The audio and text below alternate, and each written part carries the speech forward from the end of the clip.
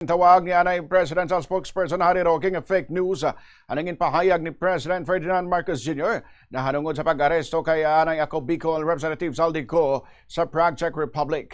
Sa ginpagwa nga statement ni Roque, iyagin pahayag nga ang matuod nga rason sa pag-aresto kay Ko sa among nga pungsod ang nakansela sining passport kon immigration violation kang hindi bangod sa International Criminal Police Organization o kon Interpol Red Notice. Suno sa iya agod nga malikawan sining nga madala sa pabalik sa Pilipinas.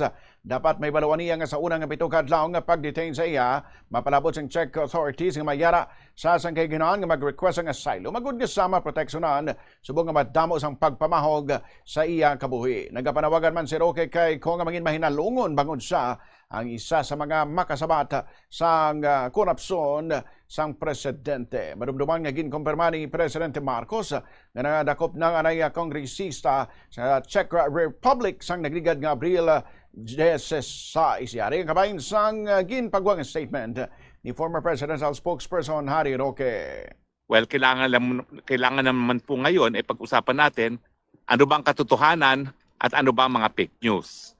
Una siguro sa katotohanan ay si Zaldico ang kaisa-isahang testigo na nagsasabi na ang korupsyon ay nagmumula mismo sa presidente.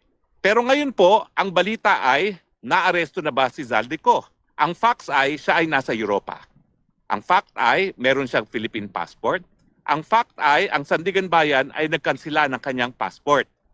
Ngayon, ano ngayon ang sinasabi ng Malacanang? At walang iba pa kundi ang presidente nagsalita.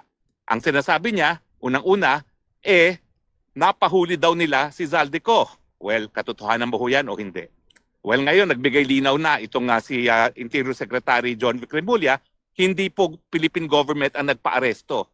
Di umano, si Zaldico ay pumasok ng walang dokumento ng Czech Republic galing ng Germany.